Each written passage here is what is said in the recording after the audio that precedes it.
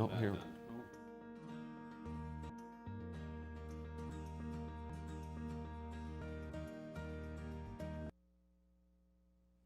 Good afternoon, everyone. Thank you for joining Lewis University's television network. Today is Wednesday, November 3rd, 2021. I'm Tony DeNardis. And I'm Logan Kapp. And we begin with our top national and international stories. CNN projects Republican Glenn Youngkin defeated Democrat Terry McAuliffe in the Virginia governor's race Tuesday night. Youngkin declared victory before supporters in Chantilly early Wednesday morning. Youngkin's win rolls back progressive gains in the state as Youngkin becomes the first Republican to win statewide office there since 2009. Youngkin praised Trump early in the race but successfully kept him at a distance. McAuliffe had hoped to win a second non-consecutive term by tying Youngkin to former President Trump. Hundreds of Staten Island residents holding anti-vaccine signs and waving American flags gathered on Sunday across the street from where New York Governor Kathy Hochul was scheduled to speak at a campaign event for local Democrats. The crowd was angry about New York City's vaccine mandate for municipal workers, which took full effect on Monday. The protest comes as conflicts over mask and vaccine mandates grow more violent across the United States. School board meetings have devolved into verbal attacks and chaos, while teachers, medical workers, and flight attendants have been assaulted and harassed for enforcing state and federal guidelines. On Sunday, White House Press Secretary Jen Psaki tested positive for COVID-19. Psaki said she apparently caught coronavirus from one of her family members and put herself in quarantine when she found out of the exposure on Wednesday. In a statement, Psaki says her symptoms have been mild because she received the vaccine. Psaki met with President Joe Biden last Tuesday, but says she was outside wearing a mask and was more than 6 feet apart at the time. Under White House guidelines, Psaki will be able to return to work at the conclusion of a 10-day quarantine following a negative rapid test. European Commission President Ursula von der Leyen is using the world leaders at the COP26 summit in Scotland to take real action to curb carbon emissions. In her opening statement, von der Leyen said it was imperative to make this COP26 summit a success by saying, "We owe it to our children." The EU leader also announced an additional $5 billion in climate funding from the EU budget up to 2027. In an interview on Monday, the European Commission chief expressed how happy she is that America is now led by a president who believes in climate change. The White House says the United States and the European Union have committed to negotiate a carbon-based arrangement on steel and aluminum trade. Stargazers got quite the treat this Halloween as a solar flare from the sun caused a geomagnetic storm in the upper atmosphere, making the northern lights visible to those living at lower latitudes. The U.S. Space Weather Prediction Center said phenomena brought the aurora over the far northeast, the upper Midwest, and over the state of Washington. The northern lights occur when charged particles from solar winds from the sun slap particles in the upper atmosphere, causing a visual spectacle.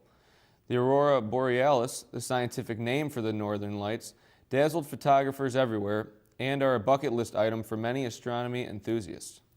When we return, we have your local news. And later, we have your latest sports coverage. Stay with us. Jordan knows he shouldn't eat this entire bowl of nachos, but tonight he's earned that right. Because a few hours ago, in the middle of happy hour, he recognized a sign. Not from the gods or a bolt of lightning, but from a double heart, a kissy face, and a fourth ha in ha ha ha. That's when Jordan knew he was buzzed. So when it was time to go, he got a ride home instead of driving. Be a legend like Jordan. Recognize your buzzed warning signs and get a ride home. Buzz driving is drunk driving.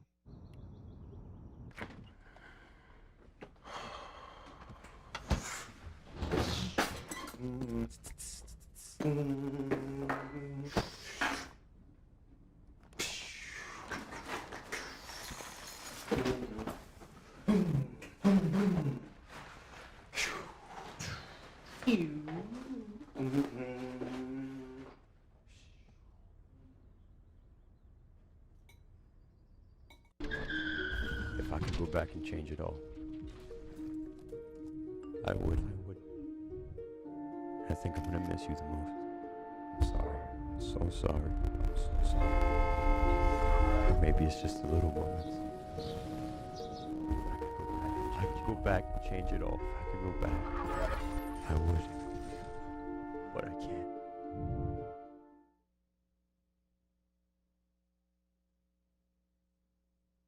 So, I got this new family, and I don't know what it is about this one, but she can't seem to put down that toy all day long. Tap, tap, tap, tap.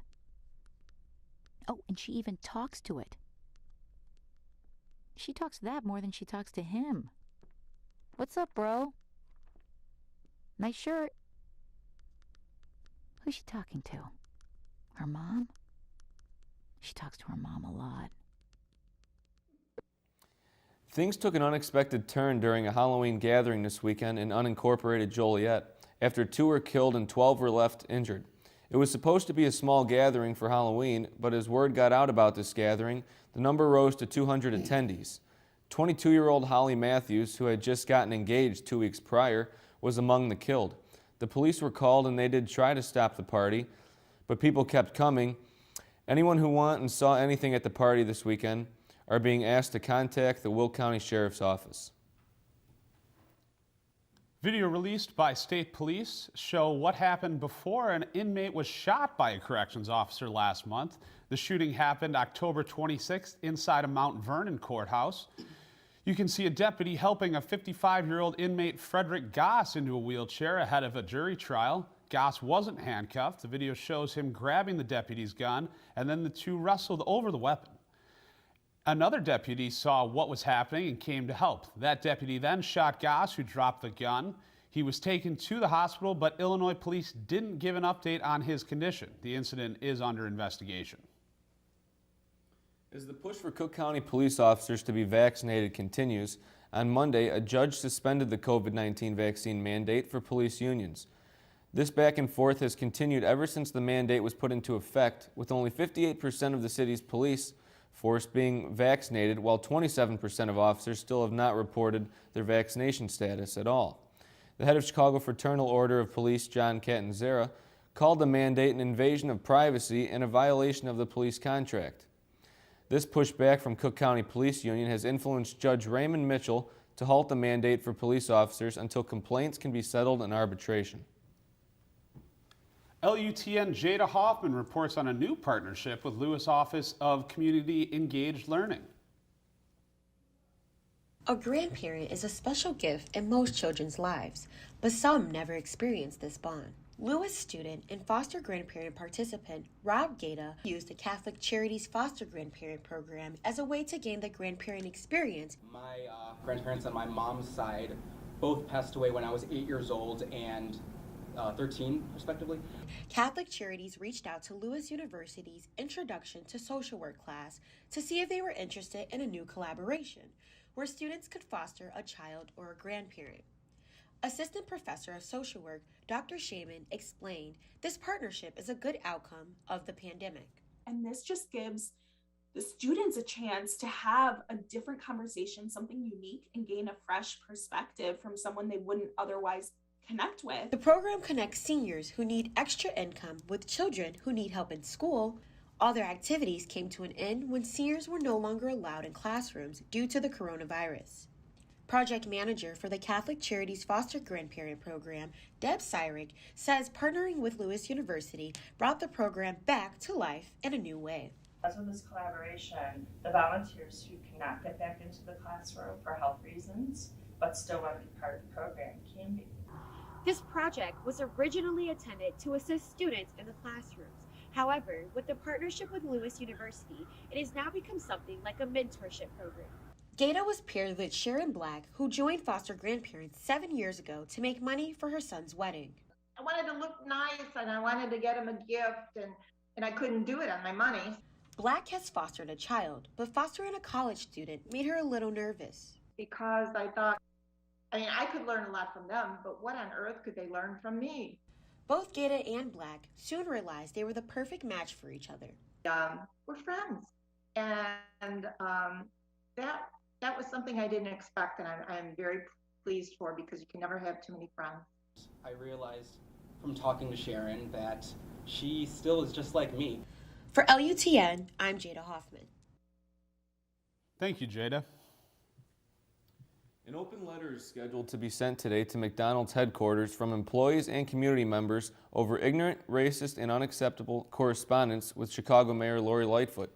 A Freedom of Information Act request revealed a text message sent by the corporation's CEO, Chris Kemczynski, commenting on 2 Chicago children who suffered shooting deaths earlier this year.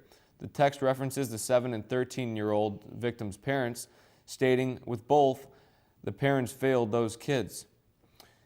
Now 7 community groups, including the Little Village Community Council, are planning to protest the dangerous comments, saying McDonald's invests heavily into marketing these communities, yet does little to address systemic problems in those same neighborhoods.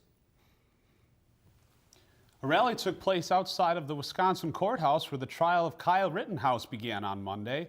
Organizers say they're advocating for Jacob Blake, who was shot and paralyzed by a Kenosha police officer last summer. That shooting led to protests in Kenosha, during which Rittenhouse is accused of shooting and killing 2 people. Rittenhouse, now 18 years old, is charged with 5 felonies, including first-degree intentional homicide, to which he pled not guilty. A jury of 20 people was selected, 11 women and 9 men. Further details on the jury were not released. The trial is expected to last more than 2 weeks. When we return, we have the latest in sports news. Stay with us.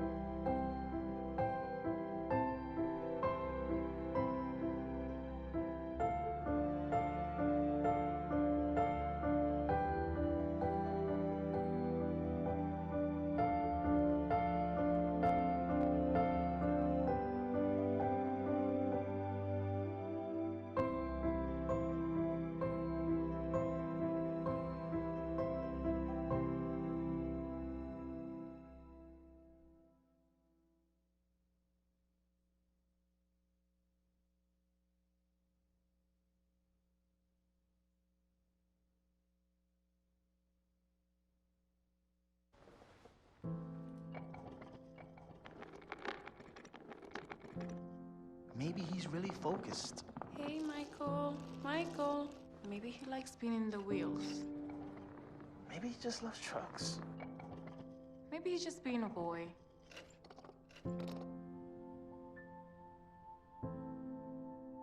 Preoccupation with objects is one early sign of autism. Learn the others today. The sooner it's diagnosed, the better. So, I got this new family. And I don't know what it is about this one, but she can't seem to put down that toy all day long. Tap, tap, tap, tap. Oh, and she even talks to it. She talks to that more than she talks to him. What's up, bro? Nice shirt. Who's she talking to? Her mom? She talks to her mom a lot. On Monday, the Bulls came back from a 19-point deficit to beat the Boston Celtics 128-114. The win brings the Bulls' record to 6-1 to start the season. The Bulls outscored the Celtics 39-11 in the fourth quarter, led by DeMar DeRozan and Zach LaVine. DeRozan finished the game with 37 points, and LaVine finished with 26. The Bulls play tonight at 6 in Philadelphia against the 76ers. Miami Dolphins didn't trade for Houston Texans quarterback Deshaun Watson before Tuesday's NFL trade deadline. Watson, who asked to be traded in January because he was unhappy with the Texans, has been a healthy scratch all season. Less than 2 months after Watson's trade request, the first of 23 lawsuits was filed against him. There are 22 active lawsuits against Watson with allegations of sexual assault or sexually inappropriate behavior during massage sessions. 10 women have filed complaints with the Houston police, 8 of which have filed suits. Las Vegas Raiders wide receiver Henry Ruggs III is facing a felony driving under the influence charge after a collision left another person dead on Tuesday. Ruggs was driving a Chevrolet Corvette when he struck the rear of a Toyota RAV4. The Toyota was in flames when officers arrived at the scene. According to police, Ruggs remained on the scene and showed signs of impairment. If Ruggs is convicted of DUI resulting in death, he could face 2 to 20 years in prison.